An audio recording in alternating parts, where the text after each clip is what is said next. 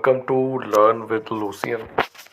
ਸੋ ਦੋਸਤੋ, ਜਿੱਦਾਂ ਤੁਹਾਨੂੰ ਪਤਾ ਹੈ ਕਿ ਆਪਾਂ ਲਰਨ ਵਿਦ ਲੂਸੀਅਨ ਦੇ ਪਲੇਟਫਾਰਮ ਦੇ ਉੱਤੇ ਤੁਹਾਡੇ ਲਈ ਬਹੁਤ ਹੀ ਇੰਪੋਰਟੈਂਟ ਜਾਣਕਾਰੀ ਜਿਹੜੀ ਕਿ ਤੁਹਾਨੂੰ ਐਗਜ਼ਾਮਸ ਦੇ ਵਿੱਚ ਜ਼ਰੂਰੀ ਹੋ ਸਕਦੀ ਆ ਜਾਂ ਫਿਰ ਡੇਲੀ ਲਾਈਫ ਦੇ ਵਿੱਚ ਨੌਲੇਜ ਵਧਾਉਣ ਲਈ ਬਹੁਤ ਇੰਪੋਰਟੈਂਟ ਹੋ ਸਕਦੀ ਆ, ਤੁਹਾਡੇ ਲਈ ਲੈ ਕੇ ਆਉਂਦੇ ਹਾਂ। ਸੋ ਜਿੱਦਾਂ ਆਪਾਂ ਪੰਜਾਬੀ, ਇੰਗਲਿਸ਼, ਇਸ ਤੋਂ ਬਿਨਾਂ ਹੋਰ ਬਹੁਤ ਸਾਰੇ ਸਬਜੈਕਟ ਨੇ ਜਿਹੜੇ ਉਹਨਾਂ ਨੂੰ ਡਿਸਕਸ ਕਰਦੇ ਆ ਪੰਜਾਬੀ ਦੇ ਵਿੱਚ।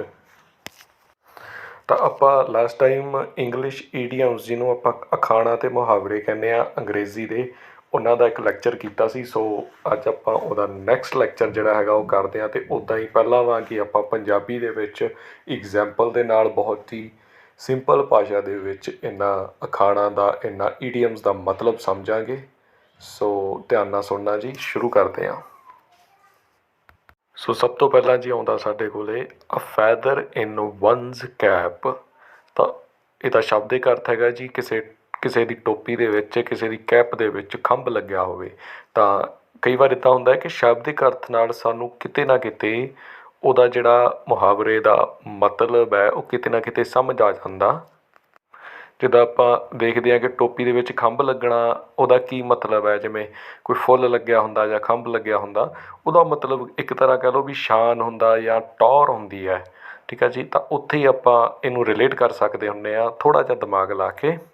ਜਿੱਦਾਂ ਆਪਾਂ ਪੁਲਿਸ ਜਾਂ ਮਿਲਟਰੀ ਜਾਂ NCC ਵਗੈਰਾ ਦੇ ਵਿੱਚ ਦੇਖਦੇ ਹਾਂ ਕਿ ਜਦੋਂ ਉਹਨਾਂ ਨੂੰ ਕੋਈ ਮੈਡਲ ਵਗੈਰਾ ਮਿਲਣਾ ਹੁੰਦਾ ਤਾਂ ਉਹਨਾਂ ਨੇ ਇੱਕ ਟੋਪੀ ਪਾਈ ਹੁੰਦੀ ਹੈ, ਉਹਦੇ ਉੱਤੇ ਇੱਕ ਕਲਗੀ ਜਿਹੀ ਲੱਗੀ ਹੁੰਦੀ ਹੈ, ਜ਼ਿਆਦਾਤਰ ਰੈੱਡ ਕਲਰ ਦੀ ਹੁੰਦੀ ਹੈ ਉਹ। ਤਾਂ ਉਹ ਜਾਣੀ ਇੱਕ ਕਹਿ ਲਓ ਸਨਮਾਨ ਦਾ ਨਿਸ਼ਾਨ ਹੁੰਦਾ ਹੈ। ਤਾਂ ਉਹੀ ਆਪਾਂ ਨੇ ਇੱਥੇ ਡਿਸਕਸ ਕਰਨਾ। ਕਹਿੰਦਾ ਜੀ ਇਹਦਾ ਮੀਨਿੰਗ ਹੈਗਾ something that you achieve and are proud of. ਬਿਲਕੁਲ ਉਹੀ ਚੀਜ਼ ਆਈ ਹੈ ਜੀ।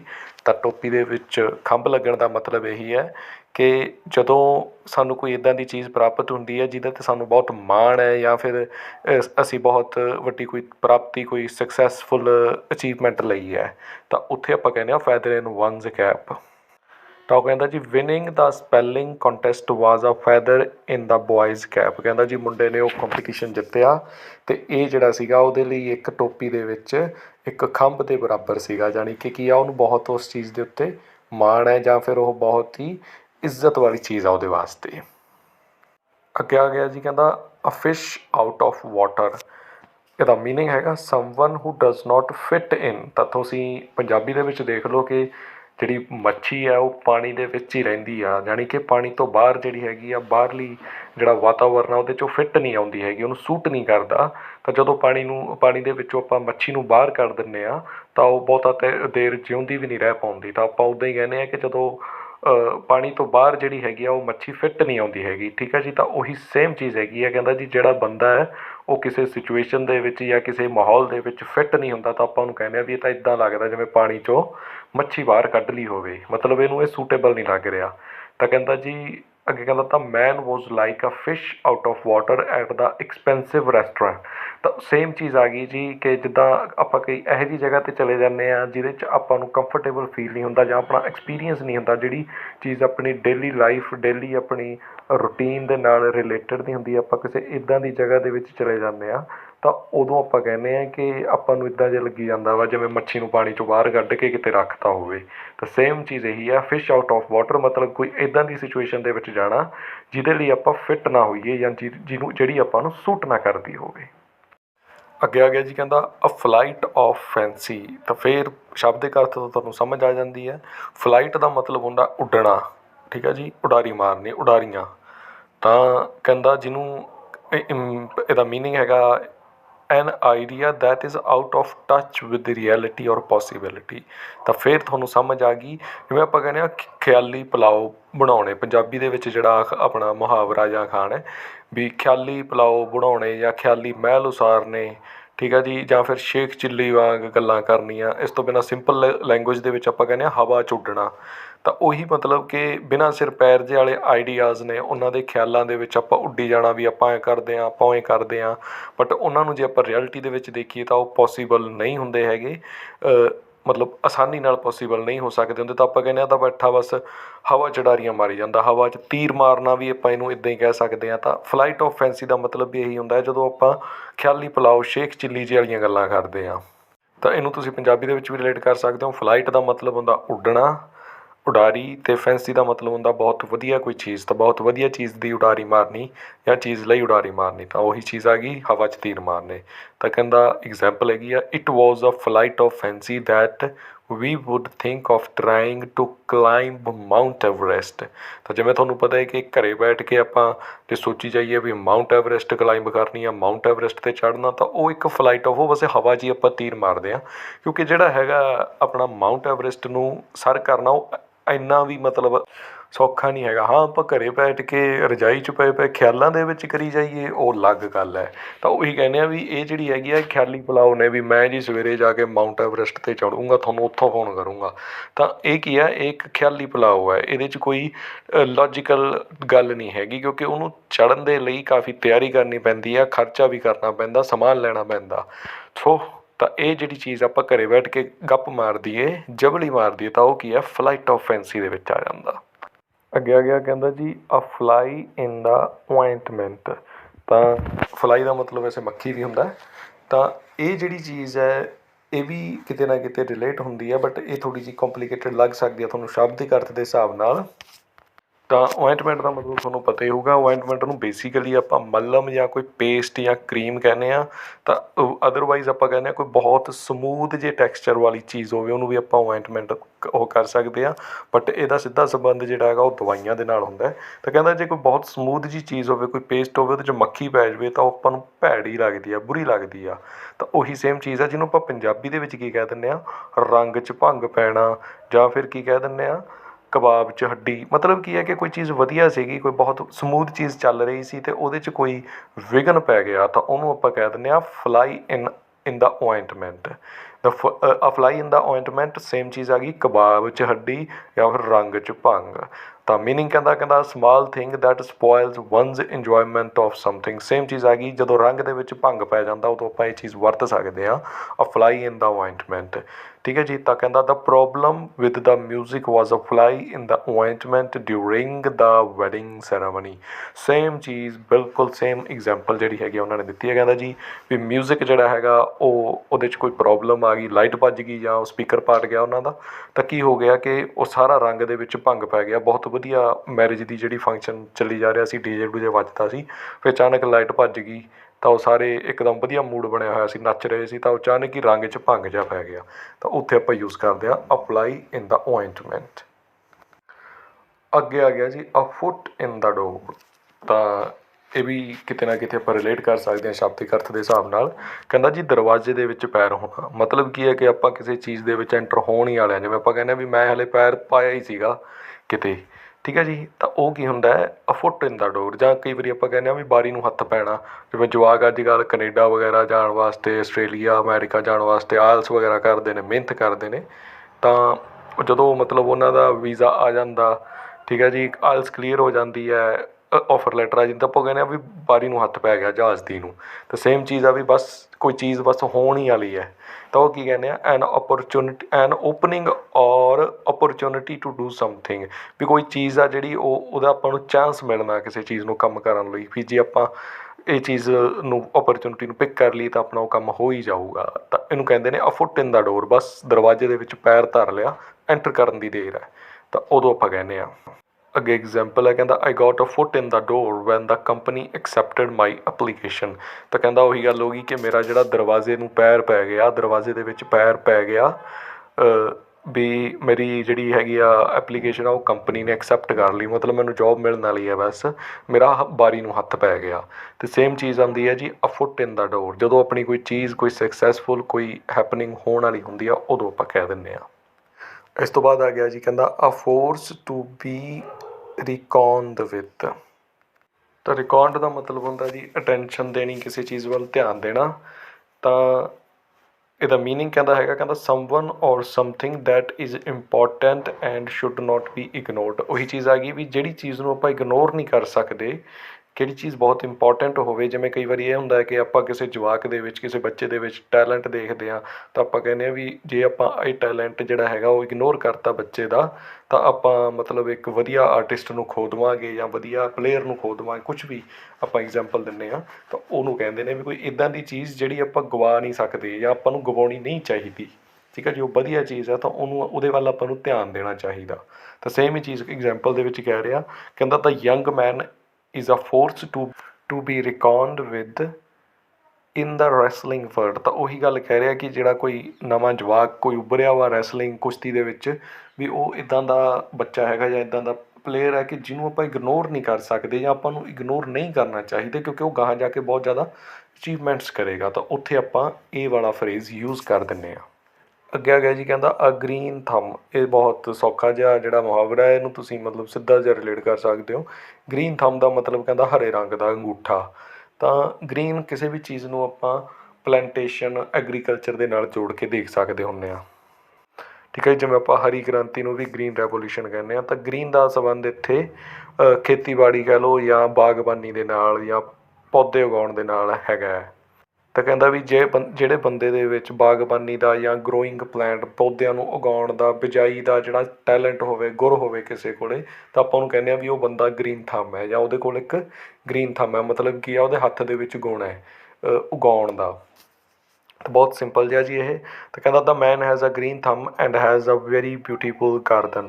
ਤਾਂ ਉਹੀ ਸੇਮ ਚੀਜ਼ ਆ ਗਈ, ਕਹਿੰਦਾ ਜੀ ਉਹਦੇ ਹੱਥ ਦੇ ਵਿੱਚ ਗੁਣ ਹੈ, ਉਹਦੇ ਹੱਥ ਦੇ ਵਿੱਚ ਹਰਾ ਅੰਗੂਠਾ ਹੈ। ਹਰਾ ਅੰਗੂਠਾ ਮਤਲਬ ਉਹਦੇ ਹੱਥ ਦੇ ਵਿੱਚ ਚੀਜ਼ਾਂ ਨੂੰ ਉਗਾਉਣ ਦਾ, ਪੌਦਿਆਂ ਨੂੰ ਉਗਾਉਣ ਦਾ ਗੁਣ ਹੈ। ਤਾਂ ਉਹਦੇ ਕੋਲ ਆਪਦੇ ਕੋਲ ਵੀ ਬਹੁਤ ਸੋਹਣਾ ਇੱਕ ਬਾਗ ਹੈਗਾ ਹੈ, ਬਗੀਚਾ। ਅੱਗੇ ਆ ਗਿਆ ਜੀ, ਕਹਿੰਦਾ ਅ ਹਾਰਡ ਐਂਡ ਫਾਸਟ ਰੂਲ। ਤਾਂ ਹਾਰਡ ਅਤੇ ਫਾਸਟ ਦਾ ਮਤਲਬ ਤੁਹਾਨੂੰ ਪਤਾ ਹੀ ਆ। ਹਾਰਡ ਮਤਲਬ ਹੁੰਦਾ ਬਹੁਤ ਜ਼ਿਆਦਾ ਪੱਕਾ, ਰੂਲ ਦਾ ਮਤਲਬ ਹੁੰਦਾ ਨਿਯਮ। ਤਾਂ ਕਹਿੰਦਾ a rule that can not be altered to fit special cases. ਕਹਿੰਦਾ ਵੀ ਜਿਹੜਾ ਰੂਲ ਹੈ, ਕੋਈ ਇੱਦਾਂ ਦਾ ਨਿਯਮ ਹੈ ਜਿਹਨੂੰ ਆਪਾਂ ਚੇਂਜ ਨਹੀਂ ਕਰ ਸਕਦੇ, ਇਹਨੂੰ ਆਪਾਂ ਤੋੜ ਨਹੀਂ ਸਕਦੇ। ਠੀਕ ਹੈ ਜੀ, ਜਿਹਨੂੰ ਆਪਾਂ ਪੰਜਾਬੀ ਦੇ ਵਿੱਚ ਪੱਥਰ 'ਤੇ ਲਕੀਰ ਵੀ ਕਹਿ ਦਿੰਦੇ ਹਾਂ, ਵੀ ਕੋਈ ਚੀਜ਼ ਆ ਉਹ ਪੱਥਰ 'ਤੇ ਲਕੀਰ ਆ, ਉਹਨੂੰ ਕਦੇ ਵੀ ਆਪਾਂ ਬਦਲ ਨਹੀਂ ਸਕਦੇ। ਤਾਂ ਉੱਥੇ ਇੱਦਾਂ ਦਾ ਵਰਡ ਜਿਹੜਾ ਹੈਗਾ ਉਹ ਯੂਜ਼ ਕੀਤਾ ਜਾਂਦਾ। ਹਾਰਡ ਐਂਡ ਫਾਸਟ ਰੂਲ, ਕੋਈ ਬਹੁਤ ਹੀ ਸਖਤ ਨਿਯਮ ਹੋਵੇ ਉਹਨੂੰ ਕਹਿ ਸਕਦੇ ਹਾਂ ਆਪਾਂ। ਕਹਿੰਦਾ ਜੀ ਐਗਜ਼ਾਮਪਲ ਆ, there is no hard and fast rule that says you cannot use a cell phone in the bus। ਤਾਂ ਇੱਥੇ ਇਹਨੇ ਜਿਹੜਾ ਹੈਗਾ ਐਗਜ਼ਾਮਪਲ ਨੂੰ ਨੈਗੇਟਿਵਲੀ ਆਪਾਂ ਨੂੰ ਐਕਸਪ੍ਰੈਸ ਕੀਤਾ। ਤਾਂ ਮੈਂ ਤੁਹਾਨੂੰ ਮਤਲਬ ਸਮਝਾ ਦਿੰਦਾ। ਕਹਿੰਦਾ ਵੀ ਇੱਦਾਂ ਦਾ ਕੋਈ ਵੀ ਰੂਲ ਨਹੀਂ ਹੈਗਾ, ਹਾਰਡ ਐਂਡ ਫਾਸਟ ਰੂਲ ਨਹੀਂ ਹੈਗਾ ਜਿਹੜਾ ਕਹਿੰਦਾ ਵਾ ਵੀ ਤੁਸੀਂ ਬੱਸ ਦੇ ਵਿੱਚ ਬਹਿ ਕੇ ਮੋਬਾਇਲ ਫੋਨ 'ਤੇ ਗੱਲ ਨਹੀਂ ਕਰ ਸਕਦੇ। ਉਹ ਆਪਾਂ ਨੂੰ ਵੀ ਪਤਾ ਹੀ ਹੈ। ਠੀਕ ਹੈ ਜੀ, ਜਿਵੇਂ ਉਹ ਆਪਾਂ ਨੂੰ ਪਤਾ ਹੈ ਕਿ ਬੱਸ ਦੇ ਵਿੱਚ ਮੋਬਾਈਲ ਯੂਜ਼ ਕਰਨਾ, ਗੱਲ ਕਰਨੀ, ਹਾਂ ਡਰਾਈਵਰ ਵੱਲੋਂ ਯੂਜ਼ ਕਰਨਾ ਉਹ ਗਲਤ ਗੱਲ ਹੈ, ਉਹ ਹਾਰਡ ਐਂਡ ਫਾਸਟ ਰੂਲ ਹੈ। ਕਿਉਂਕਿ ਉਹ ਸਿਰਫ ਇਕੱਲੇ ਬੱਸ ਦੇ ਡਰਾਈਵਰ ਨਹੀਂ, ਉਹ ਸਾਰੇ ਹੀ ਡਰਾਈਵਰਾਂ ਲਈ ਜ਼ਰੂਰੀ ਹੈ ਕਿ ਉਹ ਨਾ ਯੂਜ਼ ਕਰਨ। ਬਟ ਉਹ ਹਾਰਡ ਐਂਡ ਫਾਸਟ ਰੂਲ ਹੈ। ਬਟ ਜਿਹੜੇ ਪੈਸੇਂਜਰ ਨੇ ਉਹਨਾਂ ਵਾਸਤੇ ਕੋਈ ਹਾਰਡ ਐਂਡ ਫਾਸਟ ਰੂਲ ਨਹੀਂ ਹੈਗਾ ਵੀ ਉਹ ਮੋਬਾਈਲ ਯੂਜ਼ ਨਹੀਂ ਕਰ ਸਕਦੇ। ਠੀਕ ਹੈ ਜੀ, ਜਿਵੇਂ ਹੁਣ ਸਿਗਰਟ ਪੀਣਾ ਜਾਂ ਸ਼ਰਾਬ ਪੀਣਾ ਵਾ, ਉਹ ਜਿਹੜਾ ਹੈਗਾ ਉਹ ਬੱਸ ਦੇ ਵਿੱਚ ਜਾਂ ਪਬਲਿਕ ਪਲੇਸਿਸ ਦੇ ਵਿੱਚ ਉਹ ਹਾਰਡ ਐਂਡ ਫਾਸਟ ਰੂਲ ਆ। ਉਹ ਕਿਸੇ ਵੀ ਤਰੀਕੇ ਨਾਲ ਐਕਸੈਪਟ ਨਹੀਂ ਕੀਤਾ ਜਾ ਸਕਦਾ। ਚਾਹੇ ਕੋਈ ਬੰਦਾ ਬਿਮਾਰ ਹੈ, ਚਾਹੇ ਕੋਈ ਬੰਦਾ ਵਿਕਲਾਂਗ ਹੈ, ਚਾਹੇ ਕੁਛ ਵੀ ਹੈ, ਉਹ ਜੇ ਬੱਸ 'ਚ ਬੈਠਾ ਸਿਗਰਟ ਪੀਂਦਾ ਤਾਂ ਉਹਦੀ ਮਤਲਬ ਉਲੰਘਣਾ ਕਰ ਹੀ ਰਿਹਾ ਵਾ, ਤਾਂ ਉਹਨੂੰ ਸਜ਼ਾ ਮਿਲ ਸਕਦੀ ਆ। ਤਾਂ ਉਹੀ ਚੀਜ਼ ਹੈ ਕਿ ਹਾਰਡ ਐਂਡ ਫਾਸਟ ਰੂਲ ਹੈਗਾ ਹੈ ਕਿ ਉਹ ਸਿਗਰਟ ਨਹੀਂ ਪੀ ਸਕਦਾ, ਬਟ ਇੱਦਾਂ ਦਾ ਹਾਰਡ ਐਂਡ ਫਾਸਟ ਰੂਲ ਨਹੀਂ ਹੈਗਾ ਵੀ ਉਹ ਮੋਬਾਈਲ 'ਤੇ ਗੱਲ ਨਹੀਂ ਕਰ ਸਕਦਾ। So hard and fast rule ਦਾ ਮਤਲਬ ਬਹੁਤ ਹੀ ਸਖਤ ਕਾਨੂੰਨ। ਅੱਗੇ ਆ ਗਿਆ ਜੀ, ਕਹਿੰਦਾ ਅ ਕਿਕ ਬੈਕ। ਇਹਦਾ ਮਤਲਬ ਹੈਗਾ ਜੀ money paid illegally for favourable treatment. ਤਾਂ ਇਹਨੂੰ ਪੰਜਾਬੀ ਦੇ ਵਿੱਚ ਆਪਾਂ ਕਹਿੰਦੇ ਹਾਂ ਮੁੱਠੀ ਗਰਮ ਕਰਨੀ, ਜਾਂ ਫਿਰ ਚਾਂਦੀ ਦੀ ਜੁੱਤੀ ਮਾਰਨੀ, ਜਾਂ ਫਿਰ ਰਿਸ਼ਵਤ ਦੇਣੀ, ਸਿੱਧਾ ਸਿੱਧਾ ਜਿਹਾ ਹਿਸਾਬ। ਤਾਂ ਜਦੋਂ ਆਪਾਂ ਕੋਈ ਇੱਦਾਂ ਦੀ ਚੀਜ਼ ਕਰਦੇ ਹਾਂ ਜਿਹਦੇ ਲਈ ਆਪਾਂ ਐਕਸਟਰਾ, ਜਿਵੇਂ ਬਲੈਕ ਦੇ ਵਿੱਚ ਕੋਈ ਚੀਜ਼ ਖਰੀਦ ਲਈ ਜਾਂ ਕੋਈ ਇੱਦਾਂ ਦੀ ਚੀਜ਼ ਜਿਹੜੀ ਸਾਨੂੰ ਵੈਸੇ ਨਹੀਂ ਮਿਲ ਸਕਦੀ ਸੀ, ਪਰ ਆਪਾਂ ਨੇ ਐਕਸਟਰਾ ਪੈਸੇ ਦੇ ਕੇ ਉਹ ਚੀਜ਼ ਪ੍ਰਾਪਤ ਕਰ ਲਈ, ਰਿਸ਼ਵਤ ਦੇ ਕੇ ਕੋਈ ਚੀਜ਼ ਆਪਣੇ ਹੱਕ ਦੇ ਵਿੱਚ ਕਰ ਲਈ, ਉਹਨੂੰ ਕਹਿੰਦੇ ਨੇ ਅ ਕਿਕ ਬੈਕ। ਤਾਂ ਕਹਿੰਦਾ ਜੀ the construction company gave the politician a kickback in order to win the contract. ਕਹਿੰਦੇ ਜੀ ਕੰਪਨੀ ਹੈ ਜਿਹੜੀ, ਠੇਕੇਦਾਰ ਆ ਜਿਹੜਾ, ਉਹਨੇ ਕਿਸੇ ਚੀਜ਼ ਦਾ ਕੰਟਰੈਕਟ ਲੈਣ ਵਾਸਤੇ ਪੋਲੀਟੀਸ਼ੀਅਨ ਨੂੰ ਕੀ ਕੀਤਾ, ਕਿਕ ਬੈਕ ਕੀਤਾ। ਕੀ ਕੀਤਾ ਕਿਕ ਬੈਕ, ਕਿ ਉਹਨੂੰ ਰਿਸ਼ਵਤ ਦਿੱਤੀ, ਉਹਨੂੰ ਪੈਸੇ ਦਿੱਤੇ, ਜਿਹਦੇ ਨਾਲ ਉਹ ਆਪਣਾ ਜਾਣੀ ਕੰਟਰੈਕਟ ਆ ਜਿਹੜਾ ਉਹਨੇ ਲੈ ਲਿਆ ਉਹਨੂੰ ਰਿਸ਼ਵਤ ਦੇ ਕੇ। ਤਾਂ ਕਿਕ ਬੈਕ ਦਾ ਮਤਲਬ ਰਿਸ਼ਵਤ ਦੇਣੀ। ਅੱਗੇ ਆ ਗਿਆ ਜੀ, ਕਹਿੰਦਾ ਅ ਲੌਂਗ ਸ਼ਾਟ। ਤਾਂ ਮਤਲਬ ਕਹਿੰਦਾ a bet or other risk taken though not likely to succeed. ਤਾਂ ਕਹਿੰਦਾ ਜੀ ਕੋਈ ਵੱਡਾ ਰਿਸਕ ਲੈਣਾ। ਲੌਂਗ ਮਤਲਬ ਤੁਹਾਨੂੰ ਪਤਾ ਵੱਡੇ ਨੂੰ, ਲੰਬੇ ਨੂੰ ਆਪਾਂ ਕਹਿ ਦਿੰਦੇ ਹਾਂ, ਲੰਬੀ ਗੇਮ ਕਹਿ ਦਿੰਦੇ ਹਾਂ ਜਿਹਨੂੰ ਆਪਾਂ। ਤਾਂ ਉਹ ਕਹਿੰਦਾ ਵੀ ਲੰਬੀ ਖੇਡ ਖੇਡਦੇ ਆ, ਜਿਵੇਂ ਆਪਾਂ ਪੰਜਾਬੀ ਦੇ ਵਿੱਚ ਕਹਿ ਦਿੰਦੇ ਹਾਂ।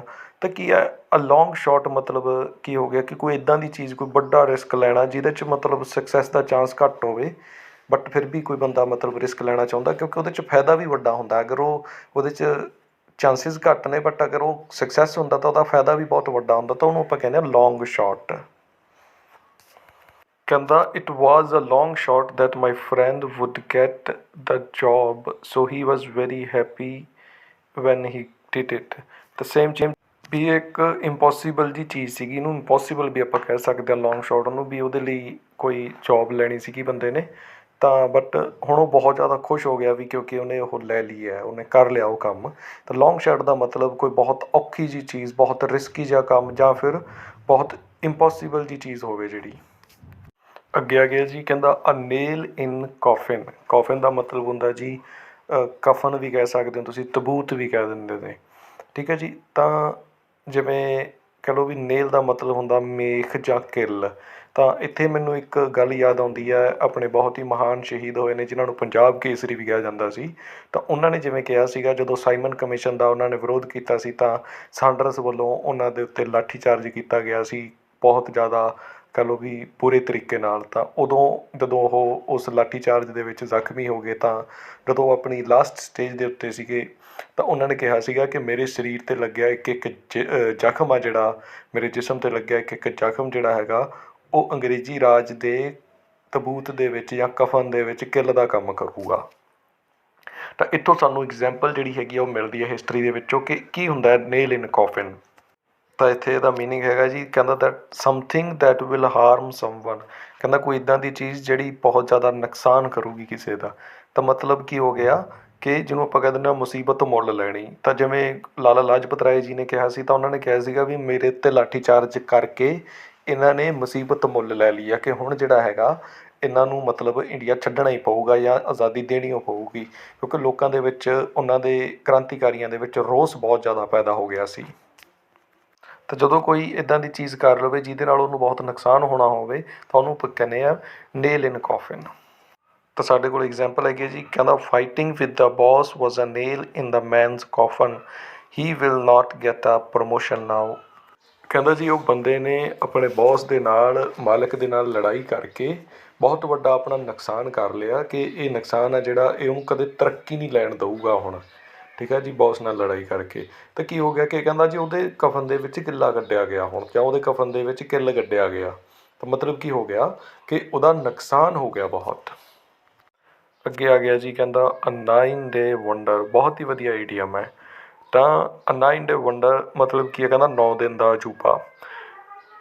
someone or something that is of interest to people only for a short time। ਮਤਲਬ ਕੀ ਹੋ ਗਿਆ ਵੀ ਥੋੜ੍ਹੇ ਜਿਹੇ ਟਾਈਮ ਲਈ ਜਿਹੜੀ ਕੋਈ ਚੀਜ਼ ਚੱਲਦੀ ਆ ਜਾਂ ਲੋਕਾਂ ਨੂੰ ਚੰਗੀ ਲੱਗਦੀ ਆ ਉਹਨੂੰ ਕਹਿੰਦੇ ਆ।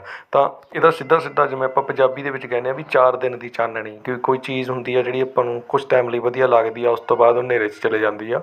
ਤਾਂ ਉੱਥੇ ਵੀ ਆਪਾਂ ਇਹਨੂੰ ਰਿਲੇਟ ਕਰ ਸਕਦੇ ਹਾਂ। ਬਟ ਇੱਥੋਂ ਵਧੀਆ ਵੀ ਇੱਕ ਹੋਰ ਐਗਜ਼ਾਮਪਲ ਹੈਗੀ ਹੈ ਜਿਹਨੂੰ ਤੁਹਾਨੂੰ ਯਾਦ ਰੱਖਣ ਲਈ ਵਧੀਆ ਮਤਲਬ ਇੱਕ ਟ੍ਰਿਕ ਮਿਲ ਸਕਦੀ ਹੈ, ਜਿਹਨੂੰ ਆਪਾਂ ਕਹਿੰਦੇ ਹਾਂ ਨਵਾਂ 9 ਦਿਨ ਪੁਰਾਣਾ 100 ਦਿਨ। ਇਹ ਪੰਜਾਬੀ ਦੇ ਵਿੱਚ ਆਪਣਾ ਜਿਹੜਾ ਹੈਗਾ ਅਖਾਣ ਹੈ। ਮਤਲਬ ਕੀ ਹੋ ਗਿਆ, ਕੋਈ ਇੱਦਾਂ ਦੀ ਚੀਜ਼ ਜਿਹੜੀ 9 ਕੁ ਦਿਨ ਹੀ ਚੱਲਦੀ ਆ, ਉਸ ਤੋਂ ਬਾਅਦ ਖਤਮ ਹੋ ਜਾਂਦੀ ਹੈ, ਜਾਂ ਉਸ ਤੋਂ ਬਾਅਦ ਉਹ ਸਵਾਦਲੀ ਜਾਂ ਉਹ ਵਧੀਆ ਨਹੀਂ ਰਹਿੰਦੀ ਹੈਗੀ, ਸਾਨੂੰ ਇੰਟਰਸਟਿੰਗ ਨਹੀਂ ਲੱਗਦੀ। ਤਾਂ ਉਦੋਂ ਆਪਾਂ ਕਹਿੰਦੇ ਹਾਂ ਕਿ ਅ 9 ਡੇ ਵੰਡਰ ਆ ਕੋਈ ਚੀਜ਼। ਤਾਂ ਕਹਿੰਦਾ the actor was a 9 days wonder and everyone forgot about him after a couple of months. ਤਾਂ ਜਿਵੇਂ ਕੋਈ ਨਵਾਂ ਕਲਾਕਾਰ, ਕੋਈ ਐਕਟਰ ਆਉਂਦਾ ਹੈ, ਉਹ ਜਿਵੇਂ 2-3 ਕੁ ਮਹੀਨੇ ਚੱਲਦਾ ਵਧੀਆ, ਉਸ ਤੋਂ ਬਾਅਦ ਉਹ ਭੁੱਲ ਭੱਲ ਜਾਂਦੇ ਨੇ ਸਾਰੇ ਉਹਨੂੰ। ਤਾਂ ਇਹ ਉਹ ਚੀਜ਼ ਆ ਜਾਂਦੀ ਆ। ਬਹੁਤ ਸਾਰੇ ਐਕਟਰ ਵਗੈਰਾ ਜਾਂ ਬਹੁਤ ਸਾਰੇ ਕਲਾਕਾਰ ਇੱਦਾਂ ਦੇ ਹੁੰਦੇ ਨੇ। ਤਾਂ ਇਹ ਐਗਜ਼ਾਮਪਲ ਹੈ, ਕੋਈ ਦਿਲ 'ਤੇ ਨਹੀਂ ਲੈਣੀ ਗੱਲ। ਤਾਂ ਕੀ ਹੈ, ਕਹਿੰਦਾ ਵੀ ਉਹ 4 ਦਿਨ ਦੀ ਚਾਨਣੀ ਸੀਗੀ, ਵੀ ਥੋੜ੍ਹਾ ਜਿਹਾ ਚੱਲਿਆ, ਉਸ ਤੋਂ ਬਾਅਦ ਸਭ ਭੁੱਲ ਭੁਲਾ ਗਏ। ਤਾਂ ਉਹਨੂੰ ਕਹਿ ਦਿੰਦੇ ਨੇ 9 days ਵੰਡਰ। ਅੱਗੇ ਆ ਗਿਆ ਜੀ, ਕਹਿੰਦਾ ਅ ਰੋਲਿੰਗ ਸਟੋਨ। ਬਹੁਤ ਹੀ ਸੌਖਾ ਜਿਹਾ ਮੁਹਾਵਰਾ ਹੈ। ਅਤੇ ਕਹਿੰਦਾ ਜੀ ਰੋਲਿੰਗ ਸਟੋਨ ਦਾ ਮਤਲਬ ਹੁੰਦਾ ਹੈ, ਕੋਈ ਰੋਲਿੰਗ ਦਾ ਮਤਲਬ ਹੁੰਦਾ ਹੈ ਰੁੜਨਾ ਇੱਧਰ ਉੱਧਰ, ਹੈ ਨਾ ਜੀ। ਜਿਵੇਂ ਸਟੋਨ ਹੋ ਗਿਆ ਮਤਲਬ ਪੱਥਰ ਹੋ ਗਿਆ, ਚਲੋ। ਤਾਂ ਕਹਿੰਦਾ ਰੋਲਿੰਗ ਸਟੋਨ ਜਿਹੜਾ ਪੱਥਰ ਇੱਧਰ ਉੱਧਰ ਰੁੜਿਆ ਫਿਰਦਾ ਰਹਿੰਦਾ। ਤਾਂ ਇਹਦਾ ਮਤਲਬ ਹੈਗਾ, ਕਹਿੰਦਾ ਅ ਪਰਸਨ ਹੂ ਡਜ਼ ਨਾਟ ਲਿਵ ਔਰ ਵਰਕ ਇਨ ਵਨ ਪਲੇਸ। ਉਹੀ ਸੇਮ ਚੀਜ਼ ਆ ਗਈ। ਰੁੜਦਾ ਮਤਲਬ ਘੁੰਮਣਾ ਫਿਰਨਾ, ਇੱਧਰ ਉੱਧਰ ਘੁੰਮਦਾ ਰਹਿੰਦਾ, ਜਿਹੜਾ ਇੱਕ ਜਗ੍ਹਾ 'ਤੇ ਟਿਕ ਕੇ ਕੰਮ ਨਹੀਂ ਕਰਦਾ ਜਾਂ ਰਹਿੰਦਾ ਨਹੀਂ ਹੈਗਾ, ਉਹਨੂੰ ਆਪਾਂ ਰੋਲਿੰਗ ਸਟੋਨ ਕਹਿ ਦਿੰਦੇ ਹਾਂ। ਤਾਂ ਕਹਿੰਦਾ the man is a rolling stone and I never know where to find him. ਕਹਿੰਦਾ ਮੈਨੂੰ ਨਹੀਂ ਪਤਾ ਹੈਗਾ ਵੀ ਉਹ ਬੰਦੇ ਨੂੰ ਲੱਭਣਾ ਜਾਂ ਕਿੱਥੇ ਉਹਨੂੰ ਮਿਲਣਾ ਵਾ, ਉਹਦਾ ਕੋਈ ਪੱਕਾ ਟਿਕਾਣਾ ਨਹੀਂ ਹੈਗਾ। ਉਹ ਰੋਲਿੰਗ ਸਟੋਨ ਆ, ਉਹ ਰੁੜਦਾ ਰਹਿੰਦਾ, ਇੱਧਰ ਉੱਧਰ ਘੁੰਮਦਾ ਫਿਰਦਾ ਰਹਿੰਦਾ। ਬਹੁਤ ਸੌਖਾ ਜਿਹਾ ਮੁਹਾਵਰਾ ਹੈ। ਅੱਗੇ ਆ ਗਿਆ ਜੀ, ਕਹਿੰਦਾ ਦ ਰਫ ਗੈਸ। ਇਹ ਵੀ ਬਹੁਤ ਸੌਖਾ ਜਿਹਾ ਮੁਹਾਵਰਾ। ਰਫ ਗੈਸ ਆਪਾਂ ਬਹੁਤ ਆਮ ਯੂਜ਼ ਕਰਦੇ ਹਾਂ ਆਪਣੀ ਜ਼ਿੰਦਗੀ ਦੇ ਵਿੱਚ। ਰਫ ਦਾ ਮਤਲਬ ਹੁੰਦਾ ਸਿੱਧਾ ਪੱਧਰਾ ਜਿਹਾ, ਉੱਪਰੋਂ ਜੇ ਐਸਟੀਮੇਟ ਜਾਂ ਅੰਦਾਜ਼ਾ ਜਿਹਾ ਲਾਉਣਾ। ਠੀਕ ਹੈ ਜੀ, ਗੈਸ ਦਾ ਮਤਲਬ ਵੀ ਉਹੀ ਹੁੰਦਾ ਹੈ, ਅੰਦਾਜ਼ਾ ਲਾਉਣਾ। ਕਹਿੰਦਾ ਐਨ ਅਪਰੋਕਸੀਮੇਟ ਐਸਟੀਮੇਟ ਔਰ ਗੈਸ, ਸੇਮ ਚੀਜ਼ ਆ ਗਈ। ਕਹਿੰਦਾ ਜੀ ਕਿਸੇ ਚੀਜ਼ ਦਾ ਸਿੱਧਾ ਜਿਹਾ ਅੰਦਾਜ਼ਾ ਲਾਉਣਾ। ਕਹਿੰਦਾ I made a rough guess about how many people would come to the party. ਤਾਂ ਜਿਵੇਂ ਆਪਾਂ ਕਹਿੰਦੇ ਹਾਂ ਵੀ ਕੋਈ ਪਾਰਟੀ ਰੱਖੀ ਹੈ ਤਾਂ ਉਹਦੇ 'ਚ ਆਪਾਂ ਕਹਿੰਦੇ ਹਾਂ ਵੀ ਗੈਸ ਜਿਹਾ ਲਾ ਕੇ ਦੇਖੋ, ਰਫ ਗੈਸ ਜਿਹਾ ਲਾ ਕੇ ਦੇਖੋ ਵੱਧ ਤੋਂ ਵੱਧ ਕਿੰਨੇ ਬੰਦੇ ਆ ਸਕਦੇ ਆ। 50 ਕੁ ਬੰਦੇ ਦਾ ਇੰਤਜ਼ਾਮ ਕਰ ਲਈਏ ਜਾਂ 100 ਦਾ ਕਰ ਲਈਏ ਤਾਂ ਉੱਥੋਂ ਆਪਾਂ ਕਹਿੰਦੇ ਹਾਂ ਰਫ ਗੈਸ ਮਾਰਨਾ। ਬਹੁਤ ਸੌਖਾ ਹੈ। ਉਸ ਤੋਂ ਅੱਗੇ ਆ ਗਿਆ ਜੀ ਲਾਸਟ ਮੁਹਾਵਰਾ ਆਪਣੇ ਅੱਜ ਦੇ ਲੈਕਚਰ ਦਾ, ਅ ਸੇਫ ਬੈਟ। ਬਹੁਤ ਹੀ ਸੌਖਾ ਇਹ ਵੀ। ਕਹਿੰਦਾ ਜੀ ਸੇਫ ਦਾ ਮਤਲਬ ਤੁਹਾਨੂੰ ਪਤਾ ਸੁਰੱਖਿਅਤ ਹੋਵੇ, ਕੋਈ ਚੀਜ਼ ਪੱਕੀ ਹੋਵੇ। ਠੀਕ ਹੈ ਜੀ, ਬੈਟ ਮਤਲਬ ਸ਼ਰਤ। ਤਾਂ ਕਹਿੰਦਾ something that is almost 100% certain, ਜਿਹੜੀ ਕਿ 100% ਪੱਕੀ ਹੋਵੇ ਤਾਂ ਉਹਨੂੰ ਆਪਾਂ ਕਹਿ ਦਿੰਦੇ ਹਾਂ ਅ ਸੇਫ ਬੈਟ। ਪੰਜਾਬੀ ਦੇ ਵਿੱਚ ਆਪਾਂ ਇਹਨੂੰ ਕਹਿ ਦਿੰਦੇ ਹਾਂ ਸ਼ਰਤੀਆ। ਮਤਲਬ ਬਈ ਆਪਾਂ ਕਹਿੰਦੇ ਹਾਂ ਵੀ ਸ਼ਰਤ ਲਾ ਕੇ ਦੇਖ ਲਓ ਭਾਵੇਂ ਤਾਂ ਵੀ ਇਹ ਚੀਜ਼ ਹੋਊਗੀ, ਤਾਂ ਉਹਨੂੰ ਕਹਿ ਦਿੰਦੇ ਨੇ ਸੇਫ ਬੈਟ, ਸ਼ਰਤੀਆ ਇਲਾਜ। ਠੀਕ ਹੈ ਜੀ, ਤਾਂ ਕਹਿੰਦਾ it is a safe bet that our boss will not come to work today. ਕਹਿੰਦਾ ਜੀ ਇਹ ਪੱਕਾ ਸ਼ਰਤੀਆ ਗੱਲ ਹੈ ਜਿਹੜੀ ਹੈਗੀ ਹੈ ਵੀ 100% ਪੱਕਾ ਹੈ ਵੀ ਅੱਜ ਜਿਹੜਾ ਆਪਣਾ ਬੌਸ ਆ ਉਹ ਕੰਮ 'ਤੇ ਨਹੀਂ ਆਊਗਾ, ਕਿਉਂਕਿ ਉਹਨੂੰ ਪਤਾ ਹੋਊਗਾ ਕਿ ਬੌਸ ਬਿਮਾਰ ਆ ਜਾਂ ਕਿਤੇ ਹੋਰ ਗਿਆ। ਤਾਂ ਉਹਨੂੰ ਕਹਿ ਦਿੰਦੇ ਨੇ, ਜਦੋਂ ਆਪਾਂ 100% ਕਿਸੇ ਚੀਜ਼ ਨੂੰ ਲੈ ਕੇ ਸ਼ੋਰ ਹੋਈਏ ਤਾਂ ਉਹਨੂੰ ਕਹਿ ਦਿੰਦੇ ਨੇ ਸੇਫ ਬੈਟ। ਮਤਲਬ ਕੀ ਹੋ ਗਿਆ ਕਿ ਜੇ ਕੋਈ ਸ਼ਰਤ ਵੀ ਲਾਊਗਾ ਤਾਂ ਵੀ ਮਤਲਬ ਅਸੀਂ ਉਹ ਜਿੱਤਾਂਗੇ, ਕਿਉਂਕਿ ਸਾਨੂੰ 100% ਸ਼ੋਰ ਹੈ, ਇਸ ਲਈ ਇਹਨੂੰ ਸੇਫ ਬੈਟ ਕਹਿ ਦਿੰਦੇ ਨੇ। ਸੋ ਅੱਜ ਲਈ ਇੰਨਾ ਬਹੁਤ ਹੈ ਜੀ। ਸੋ ਉਮੀਦ ਕਰਦਾ ਕਿ ਤੁਹਾਨੂੰ ਵਧੀਆ ਲੱਗਿਆ ਹੋਊਗਾ ਲੈਕਚਰ, ਅਤੇ ਤੁਸੀਂ ਬਹੁਤ ਕੁਝ ਸਿੱਖਿਆ ਹੋਊਗਾ ਨਵਾਂ ਅਤੇ ਇੰਜੋਏ ਵੀ ਕੀਤਾ ਹੋਊਗਾ। ਤਾਂ ਇੱਦਾਂ ਦੀਆਂ ਹੋਰ ਵੀਡੀਓਜ਼ ਦੇਖਣ ਲਈ ਤੁਸੀਂ ਚੈਨਲ ਨੂੰ ਸਬਸਕ੍ਰਾਈਬ ਕਰੋ, ਵੀਡੀਓ ਨੂੰ ਲਾਈਕ ਅਤੇ ਸ਼ੇਅਰ ਕਰੋ, ਆਪਣੇ ਦੋਸਤਾਂ ਨਾਲ ਵੀ ਸ਼ੇਅਰ ਕਰੋ। ਪੜ੍ਹਦੇ ਰਹੋ ਅਤੇ ਜ਼ਿੰਦਗੀ ਦੇ ਵਿੱਚ ਅੱਗੇ ਵੱਧਦੇ ਰਹੋ। ਧੰਨਵਾਦ।